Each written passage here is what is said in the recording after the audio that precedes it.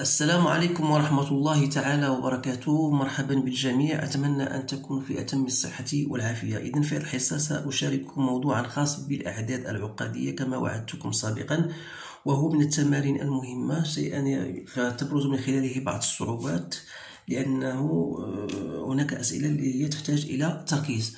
إذن على بركة الله، إذن هو الموضوع أمامكم، سأقرأه عليكم ثم أجيب على الأسئلة المقترحة، وبالتالي بالنسبة لكم أنتم يمكنكم توقفوا الفيديو وتأخذوا الوقت الكافي لقراءة الأسئلة بتمعن والإجابة عن الأسئلة. إذن في مجموعة C, dans l'ensemble C des nombres complexes, on vous donne une équation de type Z au carré moins 5IZ moins 7 moins I. Donc la première question, on vous demande de vérifier que 2 plus I est une racine carrée du nombre complexe 3 plus 4I. Donc, ça veut dire cette question, ça veut dire que lorsque vous allez mettre 2 plus I au carré, vous devez trouver 3 plus 4i. Donc je vais mettre ça, je vais effectuer, donc ça me donne 4 plus 4i moins 1.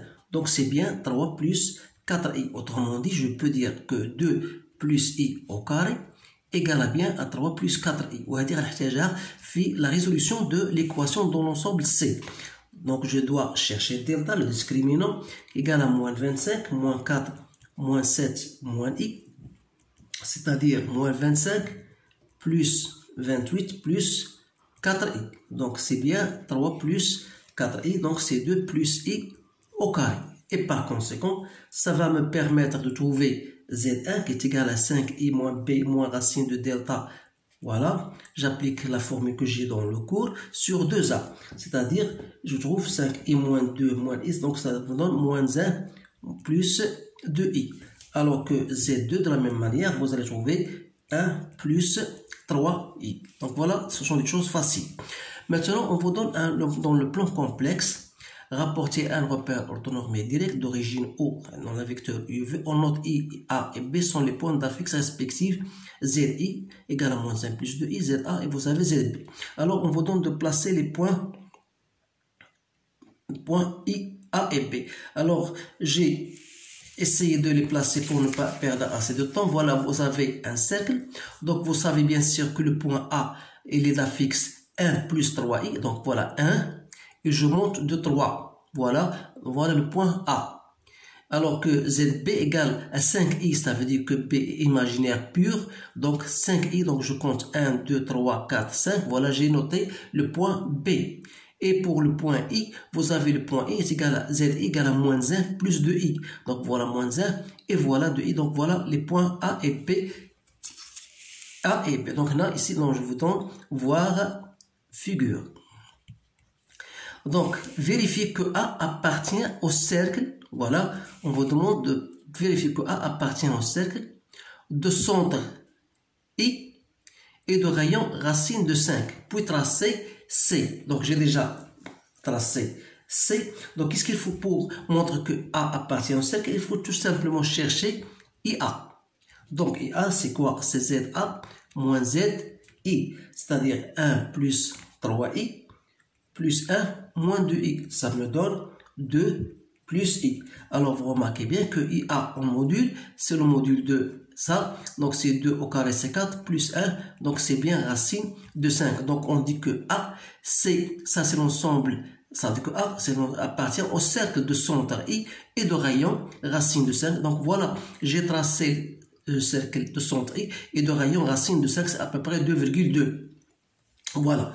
Donc, la question qui suit, écrire ZA moins ZB, ZA moins ZI, Z sur ZA moins ZB sous forme algébrique. Donc, il suffit de remplacer. Donc, vous avez ZA moins ZI sur ZA moins ZB égale. Donc, c'est 2 plus I. L'autre, c'est 1 plus 3i moins 5i.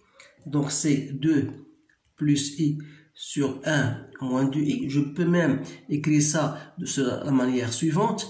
La forme conjuguée. Sur 1 au carré plus 2 au carré, ça fait 5. Donc, essayez de faire ce calcul. Donc, ça me donne 2 plus 4i plus i moins 2 sur 5. C'est bien égal à 5i sur 5. C'est bien égal à i. Autrement dit, BA, IA l'angle que fait BA avec IA, n'est autre que l'argument de IA sur BA, c'est-à-dire argument de IA, c'est-à-dire de ZA moins ZI sur ZA moins ZB. Autrement, c'est l'argument de I. Donc, c'est pi sur 2. Donc, ce qui indique que IA est perpendiculaire à AB. C'est pour cette raison-là qu'on vous donne normalement la question, mais sous sa forme algébrique, on doit s'arrêter à là. Mais la question pour en déduire, bien sûr que vous avez en déduire que la droite AB est tangente à C au point A. Voilà, regardez bien. Donc, il est tangente au point C. Il suffit de montrer que IA est perpendiculaire à AB. Donc, on a bien montré, donc d'après la question, on a bien montré que IA est perpendiculaire à, voilà, IA est perpendiculaire à AB. Donc, IA est perpendiculaire à la droite AB. Qui dit IA, voilà, IA est perpendiculaire à AB, ça veut dire que vous avez un angle droit ici, ça veut dire que le cercle C, ça veut dire que AB est tangente au cercle C au point A. Donc, c'est cette raison, c'est pour ça qu'on a, donc on va y dire que la droite AB est tangente à C au point A. Voilà. Maintenant, on vous dit, voilà, soit delta, la droite passant par I, est parallèle à l'axe des abscisses. Voilà, je vais vous montrer cela. La droite delta passe par I. Voilà, la droite delta, elle passe par I. Elle est parallèle à l'axe des abscisses, comme vous regardez. Et vous avez la droite AB, elle coupe la droite delta en ce point D. Voilà. Donc, voilà ce qu'il veut dire par là. Donc, la droite delta, elle coupe la droite en un point D. D'affixe, on vous donne d'affixe ZD qui est égal à X plus Y. Donc, le but de trouver l'affixe D. Donc, montrer que D appartient à B si et seulement si vous avez cette relation devant vous. Alors, qu'est-ce qu'on va faire pour montrer que D appartient à B? Cela veut dire cela. Vous remarquez bien, tout simplement, pour vous éclaircir cela. Donc, vous avez une droite AB, pour montrer que D, je ne sais pas où il va sauver, qu'il appartient à B, ça veut dire tout simplement que le déterminant de AB, ça veut dire que AB et AD sont collinéaires, ça veut dire que le déterminant sera égal à 0. Donc il suffit de chercher AB qui est égal à ZB moins ZA, c'est-à-dire 5i moins 1 moins 3i, c'est-à-dire moins 1 plus 2i, voilà. Et vous avez AD égale à X plus Y, Z de D, qu'on vous a donné, moins 1, moins 3I. Autrement dit, je peux l'écrire comme étant, voilà, X moins 1 plus I en facteur de Y moins 3. Alors, dire que le déterminant de AB, AD égale à 0, ça veut dire quoi? Ça veut dire que vous aurez moins 1, 2, déterminant de AB, voilà, AB vous avez moins 1, 2, donc il y a moins 1, 2. Par contre, ici, vous avez X moins 1 et vous avez Y moins 3 égale à 0. Ça veut dire que moins 1 fois Y moins 1, ça veut dire moins Y plus 3 moins 2, X moins 1 égale à 0. Autrement dit, moins Y plus 3 moins 2X plus 2 égale à 0. Ou bien, voilà moins 2X moins Y plus 5 égale à 0. Ou bien, je peux l'écrire comme étant, voilà, 2X plus Y moins 5 égale à 0. Donc, voilà, vous remarquez que voilà l'expression qu'on doit trouver. Bien, la relation qu'on doit trouver. En fin de compte, on vous dit on déduire que ZD égale. Alors, la première des choses à savoir, on a D appartient à quoi? Appartient à l'intersection de delta, si vous voulez, avec AB. Donc, si je pose ZD égale à XD plus IYD, avec YD, vous le connaissez parce que D appartient à la droite delta qui est parallèle à l'axe des abscisses, ça veut dire que YD est égal à YI. Or, YI c'est 2. Voilà. 0, 1, 2. Donc vous avez déjà la composante de YD égale à 2. Donc ça veut dire donc que ZD égale à XD plus I de I. Alors il me reste de déterminer XD.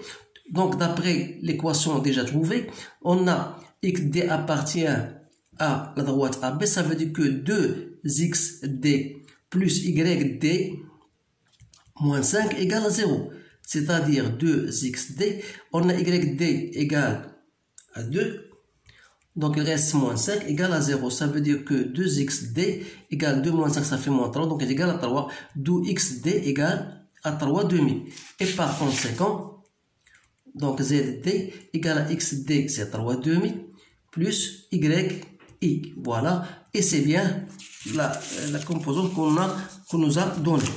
Donc maintenant, déterminer la fixe du point H pour que IBHD soit un parallélogramme.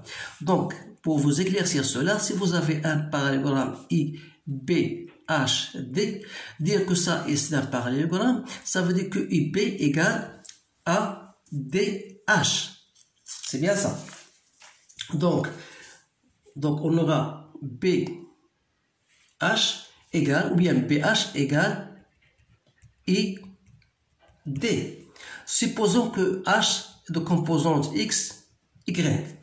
Donc ça veut dire quoi? D'après cette relation-là, BH, c'est-à-dire que X moins XB, Y moins YB, doit être égal à ID. ID c'est quoi? C'est XD moins X de I, Y de D moins Y de I. C'est-à-dire X moins 0, Y moins 5, parce que YB égale à 5, égale à XD qu'on a déjà trouvé, c'est 3 demi, moins 1, ça donne plus 1. YD c'est 2, moins 2. C'est-à-dire que X, Y moins 5 égale 3 demi plus 1, ça fait 5 demi. Ici c'est 0. Autrement dit, ça veut dire que X égale à 5 demi et Y moins 5 égale à 0. D'où donc X égale à 5 demi et Y égale à 5. Donc la composante de H c'est 5 demi et 5. Voilà. Maintenant, en fin de compte, on vous déterminer la surface. Vous savez que la surface d'un parallélogramme, si vous connaissez bien sûr la hauteur H, vous avez S égale à IB par exemple, fois H. Vous pouvez déterminer cela ou bien ID comme vous voulez. Donc, voilà, IB, c'est bien, IBHD, c'est bien ça. Donc, comment on va chercher cette surface? Donc, il suffit tout simplement de déterminer IB, parce que IB, n'est autre que DH. Vous remarquez bien, voilà, d'après la formule qu'on a ici, on a B, donc il vous demande de déterminer, si je choisis, voilà, IB, donc voilà, si je mets ça, IB, DH, donc voilà la composante, donc j'aurai un point H quelconque ici. Donc il faut que BH égale à ID. Donc il faut tout simplement que BH égale à ID. Voilà. Donc notre résultat d'après cette figure-là, ça veut dire si je connais la hauteur c'est bien ça. 1, 2, 3. Donc il suffit tout simplement de chercher BH. BH n'est autre que ID. Donc je vais écrire tout simplement que BH égale à ID. Voilà. Fois la hauteur H. Donc H c'est 3. Donc il suffit de calculer le module de ID. Puisque ID c'est 3 demi plus 2i plus 1 moins 2i. Donc ça vous donne 5 demi. D'où S égale à 5 demi fois 3, donc c'est bien 15 sur 2. Voilà la surface, bien sûr, avec l'unité qu'il faut utiliser. Donc voilà، هذه نهاية التمرين. تنظن بأنه تمرين شامل ومهم جدا، لهذا سعيت أن أقسمه معكم. إن شاء الله في الحلقة المقبلة سأقدم ذلك وأختار لكم دائما مواضيع أخرى مهمة وتمشي في هذا السياق. إذا إلى ذلك الحين أشكركم على انتباهكم، أتمنى لكم حظا سعيدا، والسلام عليكم ورحمة الله تعالى وبركاته.